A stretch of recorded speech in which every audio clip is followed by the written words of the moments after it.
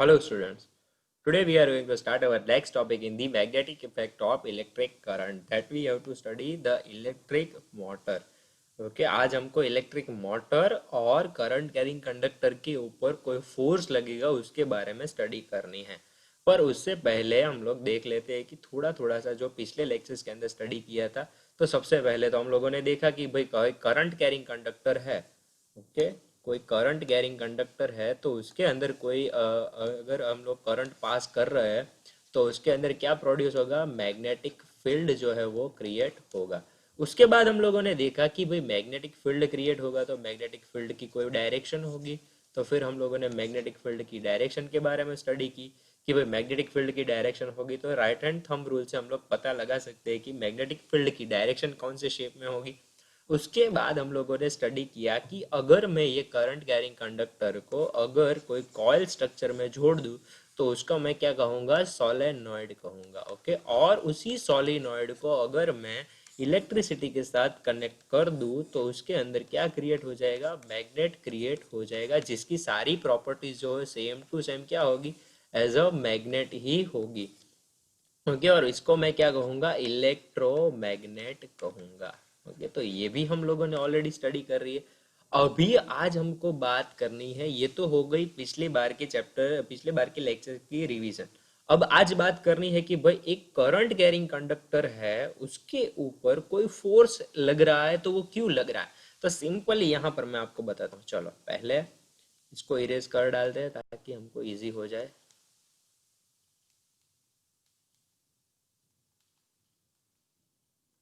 Okay, ये हो गया इरेज हमारा। ओके चलो, तो हमको ऑलरेडी पता है कि अगर मान लो कि कोई करंट कैरिंग कंडक्टर है, चलो इसको मैं क्या करता हूँ, एक आयरन रोड ले लेता हूँ, आयरन रोड के ऊपर एक वायर लगा देता हूँ। चलो यहाँ से इस तरह से ये मैंने वायर लगा दिया। चलो इस वायर के ऊपर से मैं यहाँ से मैं पॉजिटिव सप्लाई डालूंगा और यहाँ से मैं नेगेटिव। इसके लिए भाई यहाँ पर एक स्विच भी जॉइंट कर देता हूँ। चलो यहाँ पर एक स्विच है, मान लो कि ये एक स्विच है,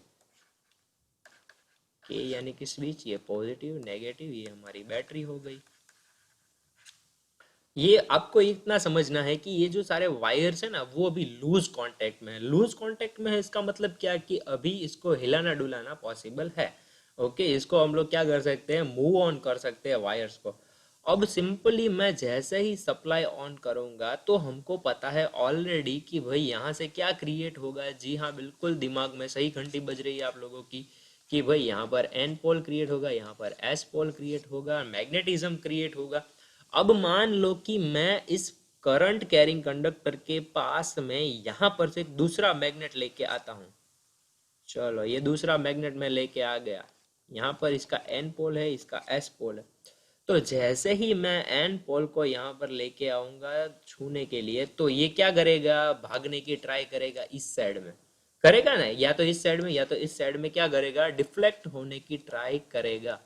करेगा कि नहीं करेगा। उसी तरह से मैं अगर ये एस पोल को यहाँ पर लेकर आता हूँ, ये एस पोल जो है वो यहाँ पर लेकर आता हूँ तो वो क्या करेगा, डिफ्लेक्ट होने की ट्राई करेगा। मतलब ये जो है वो वेरिएशन होगा बस। तो इसका मतलब इस दोनों के बीच में कोई ना कोई फोर्स अप्लाइड हो रहा है और वो फोर्स अप्लाइड हो रहा है, उसी की वजह से ये जो हमारा मेटल का रोड है जिसके ऊपर मैंने अभी कॉइल कंस्ट्रक्शन किया है वो क्या हो रहा है, वो मूव ऑन हो रहा है। आज का कॉन्सेप्ट इसी के ऊपर डिपेंडेंट है कि अगर मैं कोई मैग्नेटिक फील्ड को अगर किसी करंट कैरिंग कंडक्टर के ऊपर ले आता हूँ, किसी मैग्नेटिक फील्ड में कोई करंट कैरिंग कंडक्टर को ले आता हूं तो उसके ऊपर कोई फोर्स अप्लाइड होगा और वही फोर्स जो अप्लाइड होगा वो कौन सी डायरेक्शन में अप्लाइड होगा, और उसी डायरेक्शन में अंदर जो एप्लीकेबल फोर्स है उसका इस्तेमाल मैं जो करूंगा वो मैं करूंगा मोटर के अंदर। अब मुझे ये जानना है,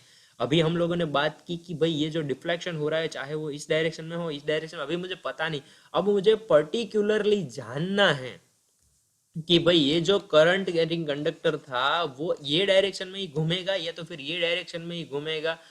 तो वो जानने के लिए जो मेरा सबसे पहला लॉ है वो है मेरा Fleming's left hand rule. Okay, हम लोगों को स्टडी करना है कि फ्लेमिंग्स लेफ्ट हैंड रूल से हम लोगों को पता चलेगा कि भाई कोई भी करंट कैरिंग कंडक्टर जो है वो फोर्स के एप्लीकेबल में किस तरह से कौन सी डायरेक्शन में मूव ऑन होगा। चलो तो सबसे पहले वो देख लेते हैं हम लोग कि हमने जो बात की यहाँ पर है force on the current conductor carrying the current in the magnetic field. So am Ampere suggested that if a current carrying conductor produces the magnetic field and exerts a force on a magnet, then a magnet should also exert a force on the current carrying conductor. ये वही figure है जो मैंने simply draw की है, सिर्फ यहाँ पर इसको क्या किया है, मूव ऑन होने के लिए यहाँ पर लटकाया गया है।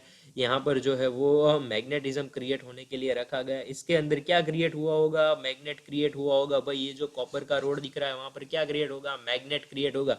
अब जैसे ही मैं ये दूसरा मैग्नेट को यहाँ पर ले आऊंगा, ये क्या करेगा, डिफ्लेक्ट होगा, मूव ऑन होने की ट्राई करेगा। ओके, तो ये सारी चीज़ों के बारे में मैंने बात की है, सिर्फ फिगर यहाँ पर थोड़ी सी अलग ड्रॉ की है, बाकी सारा कॉन्सेप्ट जो है वो सेम टू सेम ही है। If an aluminum rod is suspended horizontally by a wire between the poles of a horseshoe magnet and the current is इसको हम बोलते हैं हॉर्स शू मैग्नेट, क्योंकि आपको पता है ना कि हॉर्स के जो शू होते हैं उसके नीचे जो उसकी नाल होती है वो इस तरह की होती है, इस वजह से इसको नाम दिया गया horse shoe magnet. If the direction of the current is reverse, the direction of the displacement is also reverse. अब क्या करेंगे कि अगर ये पॉजिटिव से नेगेटिव इस डायरेक्शन में फ्लो हो रहा है तो क्या होगा, एन पोल इधर क्रिएट होगा, एस पोल इधर क्रिएट होगा। इस वजह से क्या होगा कि यहाँ पर एस एस पोल के बीच में डिफ्लेक्शन होगा, तो ये इस तरह से मूव ऑन होगा। जब मैं डायरेक्शन रिवर्स कर दूंगा तो एन पोल यहाँ पर क्रिएट होगा, एस पोल, तो डायरेक्शन डिफ्लेक्शन जो है इस डायरेक्शन, मतलब जैसे ही मैं करंट का सप्लाई रिवर्स करूंगा फोर्स जो लगेगा वो भी डिफरेंट। वो तो इतना तो समझ में आता ही है ना भाई कि अगर करंट रिवर्स हो रहा है तो पोलैरिटी चेंज होगी, पोलैरिटी चेंज होगी तो मैग्नेटिक के पोल्स चेंज होंगे, मैग्नेटिक पोल्स चेंज होंगे। तो अब मैं मैग्नेट के जहां पर से डिफ्लेक्शन जिस डायरेक्शन में हो रहा है उससे रिवर्स डायरेक्शन के अंदर होगा। ओके, ये तो बहुत ही इजी कॉन्सेप्ट है।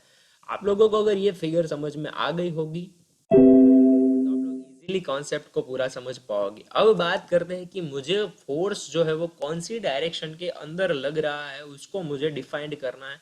वो मैं यहाँ से डिफाइंड कर सकता हूँ, आप देख सकते हो फिगर के अंदर कि सबसे पहले मेरे को क्या करना है, सबसे पहले मेरे को लेफ्ट हैंड लेना है और लेफ्ट हैंड लेने के बाद तीनों फिंगर्स को, दोनों फिंगर्स और एक थंब को एक दूसरे से परपेंडिकुलर रखना है। परपेंडिकुलर यानी कि तीनों के बीच में 90 डिग्री का एंगल बनना चाहिए। ओके, तो आप सोचोगे कि इस तरह से मैं जो आपके स्लाइड के ऊपर, आपके मोबाइल स्क्रीन के ऊपर जो दिख रही होगी अभी आपको फोटोज, उसको आपको रखना है, लेफ्ट हैंड को उस तरह से रखना है। ओके, ना कि राइट हैंड को। ओके, इसमें अगर आपको राइट हैंड दिख रहा है तो उस तरह से नहीं रखना है, आपको लेफ्ट हैंड को ही कंपलसरी रखना है। और आप लोग मेरी साइड में जो फोटोज दिख रही है वहां पर भी आप लोग देख सकते हो मैंने किस तरह से फिगर में मैंने किस तरह से आपको दिखाया है, उसी तरह से लेफ्ट हैंड को आप इस तरह से आप लोग रख सकते हो। ओके, तो आप देख सकते हो कि तीनों फिगर्स जो है वो एक दूसरे से क्या है, परपेंडिकुलर है। ओके, यहाँ पर आप देख सकते हो कि एक भी 90 डिग्री का एंगल बन रहा है, यहाँ पर भी 90 डिग्री का एंगल बन रहा है और इसके बीच में भी 90 डिग्री का एंगल बन रहा है। मतलब हमने जो कंस्ट्रक्शन किया है, हमने जो फिंगर्स रखी है वो एक दूसरे से बराबर है। अब जैसे ही मैं इस फिंगर्स को रखूंगा, ओके, तो जैसे ही मैंने इस फिंगर्स को रखा है तो सबसे पहले मेरे को ये जो मिडल फिंगर है, वो मिडल फिंगर जो है वो कौन सी डायरेक्शन में रखनी है, वो रखनी है मुझे मैग्नेटिक फील्ड की डायरेक्शन के अंदर। ओके, मैग्नेटिक फील्ड की डायरेक्शन के अंदर।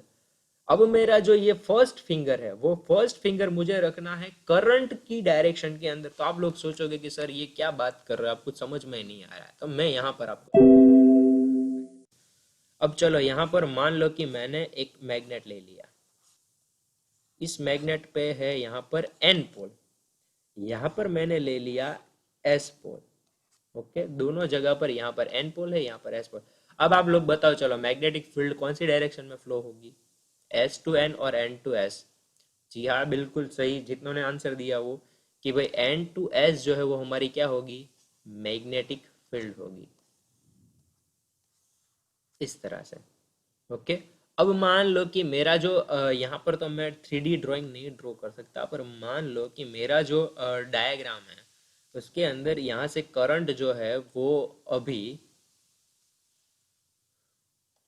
चलो इसी तरह से ड्रॉ कर लेते हैं ताकि आप लोगों को समझ में आ जाए।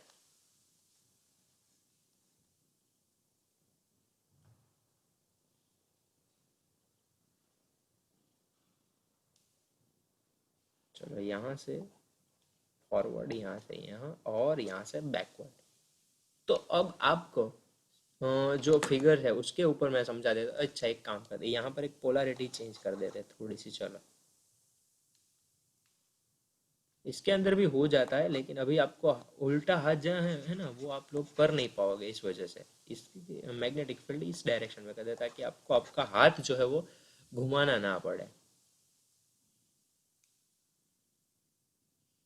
ओके, इसकी पोलैरिटी भी रिवर्स कर देते हैं हम लोग, यहाँ से राइट और यहाँ से। एक सेकेंड, चलो दूसरी फिगर ही ड्रॉ कर लेते हैं हम लोग। एस पोल इधर ले लेते हैं, एन पोल इधर ले लेते हैं। अभी हम लोगों का जो मैग्नेटिक फील्ड है वो इस डायरेक्शन में है। अब मैंने यहाँ पर एक कंडक्टर को रख लिया है जिसका डायरेक्शन जो है करंट का ये है, और ये है, और ये। तो अभी आप लोग मेरी फिंगर्स के साथ साथ कंपैरिजन करो। सिर्फ ये वाले कंडक्टर की बात कर रहा है। ओके, मेरे को ये वाले कंडक्टर की ही बात करनी है और कोई कंडक्टर की बात नहीं करनी। ये वाला जो कंडक्टर है ना, उसकी मेरे को बात करनी है। चलो, तो सपोज कि मैग्नेटिक फील्ड जो है वो मेरी सेकंड फिंगर डिनोट करेगी। फर्स्ट फिंगर जो है वो, यानी कि करंट जो है वो यहाँ पर अंदर जा रहा है कि नहीं? अंदर जा रहा है, तो उसको मैं इस तरह से दिखा सकता हूँ। ओके, मतलब मेरी दोनों डायरेक्शन जो है वो सेम हो गई। तो ये वाला जो हिस्सा है, ये वाला जो हिस्सा है उसके ऊपर जो फोर्स लगेगा वो कौन सी डायरेक्शन में लगेगा? परफेक्ट, आपका जो थंब है वो थंब ये डिनोट करेगा कि ये जो कंडक्टर है वो अपवर्ड डायरेक्शन के अंदर मूव ऑन होगा। तो उसी तरह से सेम टू सेम अगर मैं यहाँ पर इस तरह से करंट आएगा ना, तो उसी तरह से अगर मैं मैग्नेटिक फील्ड की डायरेक्शन के अंदर करंट को डाउनवर्ड डायरेक्शन के अंदर लूंगा। ओके, तो करंट को जैसे ही मैं डाउनवर्ड डायरेक्शन के अंदर लूंगा, सॉरी बाहर की ओर लूंगा, क्योंकि इसमें करंट कहाँ जा रहा है? अंदर जा रहा है, इनर साइड जा रहा है ना, और इसमें आउटर साइड आ रहा है। तो अब आपको मैग्नेटिक फील्ड, सेकंड फिंगर को मैग्नेटिक फील्ड की डायरेक्शन में रखना है। ओके, चलो, तो सेकंड फिर हमने क्या किया है कि सेकंड फिंगर को मैग्नेटिक फील्ड की डायरेक्शन में रखा है। फर्स्ट फिंगर को क्या किया है हम लोगों ने, आप लोग देख सकते हो आपकी स्क्रीन के ऊपर। ओके, आपको इस तरह से रखना है। यहाँ पर जैसे मैं, मेरा हाथ है स्क्रीन के ऊपर, आप लोगों को परफेक्टली दिख रहा है कि नहीं दिख रहा है वो मुझे पता नहीं है, पर आपको इसी तरह से रखना है। ओके, तो मैग्नेटिक फील्ड आ गई, सेकंड फिंगर मेरी मैग्नेटिक फील्ड की डायरेक्शन में है। फर्स्ट फिंगर जैसे कि आप लोग देख सकते हो मेरी ओर पॉइंट कर रही है, मतलब कि करंट बाहर की ओर आ रहा है। और अब मेरा जो ये वाला हिस्सा है वो थंब कहाँ पर है आप लोगों का? जी हाँ, डाउनवर्ड डायरेक्शन में है। डाउनवर्ड डायरेक्शन के अंदर क्या होगा? वो वाला हिस्सा जो है वो मूव होगा। तो ये दो कंडक्टर की बात की है मैंने सेपरेटली, कि अगर मैग्नेटिक फील्ड जो है वो इस डायरेक्शन में है, करंट इनर जा रहा है, तो अपवर्ड डायरेक्शन में मूव ऑन होगा। डाउनवर्ड डायरेक्शन जब भी आउटर साइड पे आ रहा होगा तो डाउनवर्ड डायरेक्शन के अंदर मूव ऑन हो रहा होगा। अब इस कॉन्सेप्ट के ऊपर से आप लोगों को अब मैं मोटर की स्टडी करवानी है हमको। ओके, तो फिर से एक बार देख लेते हैं। The direction of the force of the current carrying conductor in a magnetic field is given by the Fleming's left hand rule. It stated that if we hold the thumb for a finger and middle finger of the left hand perpendicular to each other, such that the forefinger points in the direction of magnetic field, middle finger points in the direction of current, and then the thumb shows the direction of force of the conductor. Okay, ये पूरा concept मैंने explain कर दिया है। अब बात करनी है हमको इलेक्ट्रिक मोटर के बारे में। ओके, चलो इलेक्ट्रिक मोटर का स्टडी स्टार्ट करते हैं हम लोग। ओके, चलो ये है हमारा इलेक्ट्रिक मोटर, जैसे कि आपको आपकी स्क्रीन के ऊपर दिख रहा है अभी। तो इलेक्ट्रिक मोटर का सबसे पहले तो हम इस्तेमाल करते हैं कहाँ कहाँ पर उसका इस्तेमाल हाँ करते हैं हम लोग? फैंस के अंदर, और कहाँ जहाँ पर भी मोटर्स का आप लोगों ने बहुत जगहों पर सुना होगा इलेक्ट्रिक मोटर का इस्तेमाल होता है। ओके, और ये जो कॉन्सेप्ट है आपकी स्क्रीन के ऊपर अभी दिख रहा है, वो पूरा कॉन्सेप्ट अभी हमको स्टडी करना है। ओके, इस तरह से पूरा का पूरा जो मोटर है वो रोटेशन होगा। ओके, और उसके बाद मैं एक दूसरा एनिमेशन भी दिखाने वाला हूँ जिससे आप लोगों को पूरा का पूरा कॉन्सेप्ट जो है वो क्लियर हो जाए। तो आप लोग देख सकते हो मैंने जो फिगर ड्रॉ की थी सेम टू सेम वही फिगर्स को यहाँ पर आपको दिखाया गया है और वही स्क्रीन पे आपको दिख रहा है। ओके, तो सबसे पहले हम लोगों ने क्या किया है कि दो कंडक्टर की जगह अभी हम लोगों ने एक करंट कैरिंग कॉइल ली है। क्या किया है, करंट कैरिंग कॉइल ले ली है, जिसके अंदर से क्या हो रहा है, करंट जो है वो पास ऑन हो रहा है। जिस तरह से आप लोग देख रहे हो कि करंट जो है वो यहाँ से पास ऑन हो रहा है। ओके, आपकी स्क्रीन के ऊपर मुझे पता नहीं दिख रहा है कि नहीं। ओके, ओके, यहाँ से करंट जो है वो पास ऑन हो रहा है इधर से यहाँ पर। ओके, चलो नेक्स्ट क्या है कि हमारी मैग्नेटिक फील्ड जो है वो कहाँ पर है, तो वो एन टू एस पोल इधर इस डायरेक्शन में है। आप लोग देख सकते हो यहाँ पर जो एरोज किए गए हैं, वो क्या दिखा रहा है हमको, डायरेक्शन दिखा रहा है। ओके, अब बात करते हैं कि अगर मैं अपने थंब रूल को अप्लाइड करूं, okay, for the Fleming's right hand rule, तो राइट हैंड रूल के लिए क्या होगा कि सपोज कि मैग्नेटिक फील्ड जो है वो उसकी डायरेक्शन में मैं रखूंगा, तो ये राइट हैंड रूल की बात है, हम लोगों को लेफ्ट हैंड रूल अप्लाइड करना है। ओके, चलो लेफ्ट हैंड रूल के ऊपर ही आ जाते हैं सीधा। ओके, ओके, चलो यहाँ पर है।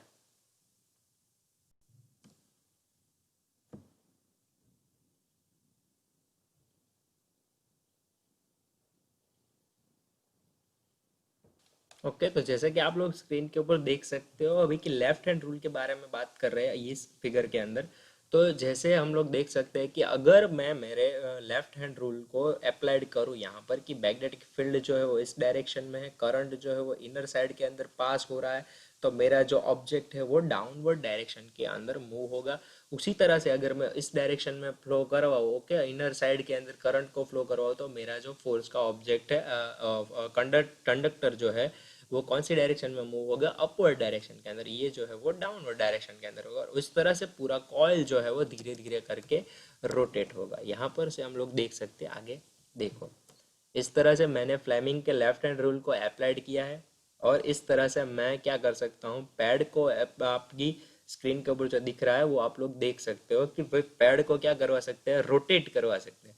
अब इसके अंदर सबसे बड़ा प्रॉब्लम क्या हो जाता है पता है, कि जब भी मैं लेफ्ट हैंड रूल को अप्लाइड करता हूँ तो हमको पता है कि ये पूरा रोटेट तो हो गया, चलो ये यहाँ तक रोटेट हो गया। ओके, करंट कैरिंग कंडक्टर्स जो थे, फोर्स लगने की वजह से ये हिस्सा ऊपर आ गया और ये हिस्सा नीचे आ गया, मतलब इतना तो रोटेट हो गया मेरे को पता है।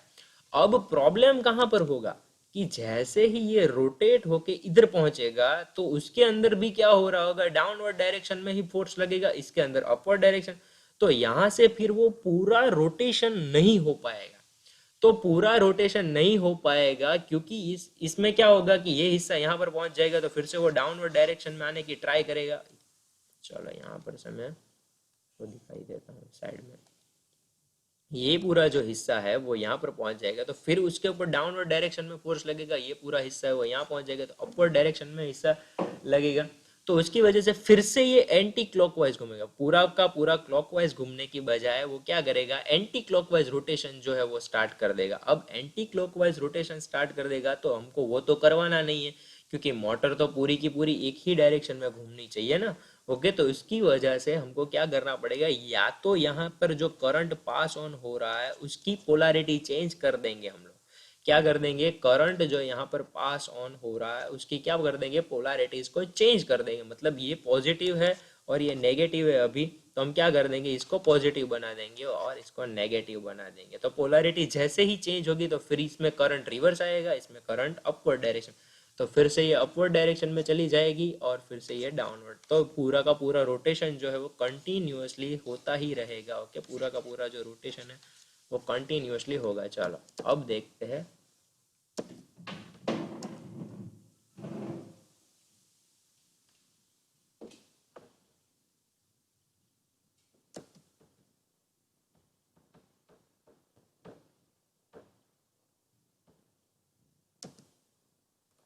ओके, तो जिस तरह से आप देख ही सकते हो स्क्रीन के ऊपर सारी चीज़ों को बता रहा है।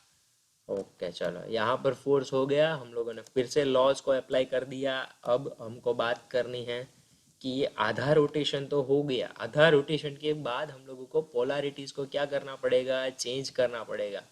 ओके, देखो वही एक्सप्लेनेशन है यहाँ पर कि अभी आधा रोटेशन हो गया, आधे रोटेशन के बाद क्या करना है, तो पोलैरिटीज को क्या कर देना है, चेंज कर देना है, करंट की पोलैरिटी।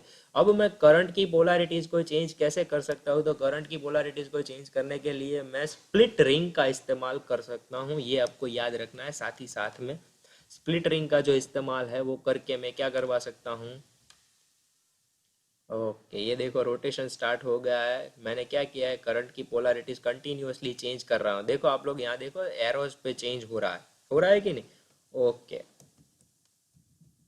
कंटिन्यूअसली पोलैरिटीज चेंज हो रही है, स्प्लिट रिंग का इस्तेमाल कर सकते हैं हम लोग, इस तरह से कनेक्शन करवा सकते हैं। ओके, और फिर रोटेशन।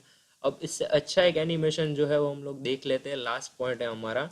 ओके, फिर हमारा इलेक्ट्रिक मोटर जो ये जो है आपकी स्क्रीन के ऊपर जो दिख रही है वो हमारी स्प्लिट रिंग है।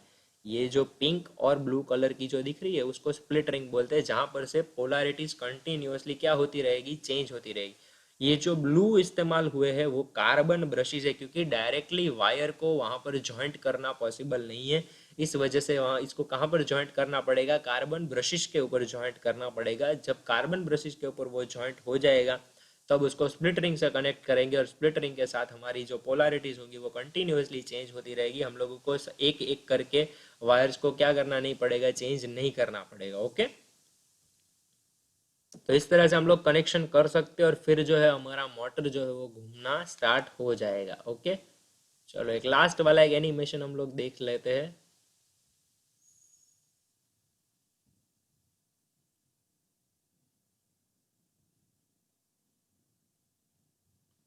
Okay, as you can see that we have used the motor in our electric fan. Okay, ये कॉन्सेप्ट हमने सबसे पहले देख लिया कि भाई कोई करंट कैरिंग कंडक्टर को अगर हम लोग रखेंगे मैग्नेट के तो उसके अंदर क्या होगा, डिफ्लेक्शन स्टार्ट हो जाएगा। अब वही कॉन्सेप्ट को हम लोगों ने किसके अंदर अप्लाई किया है, डीसी मोटर के अंदर इस्तेमाल किया है, यू शेप्ड मैग्नेट का इस्तेमाल किया है, बीच में हम लोगों ने आर्मेचर रखा है। आर्मेचर यानी कि अभी हमने जो कॉपर की कॉइल रखी थी उसको हम लोग क्या बोल सकते हैं, आर्मेचर बोल सकते हैं।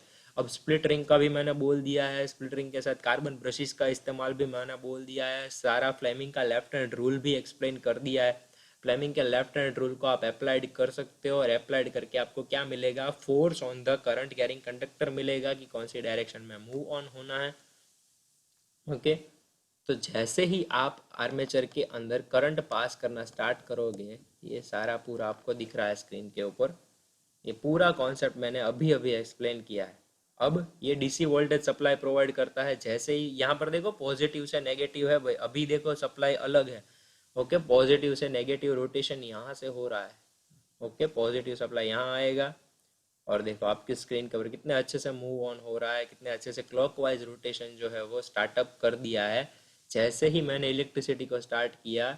अब कोई पूछेगा एग्जाम के अंदर कि what is the basic principle for the electric motor, तो इलेक्ट्रिक मोटर जो है यहाँ साइड में जो दिख रहा है वो जनरेटर है, जो आपको नहीं देखना है अभी, जनरेटर का कॉन्सेप्ट नेक्स्ट लेक्चर के अंदर करना है हमको।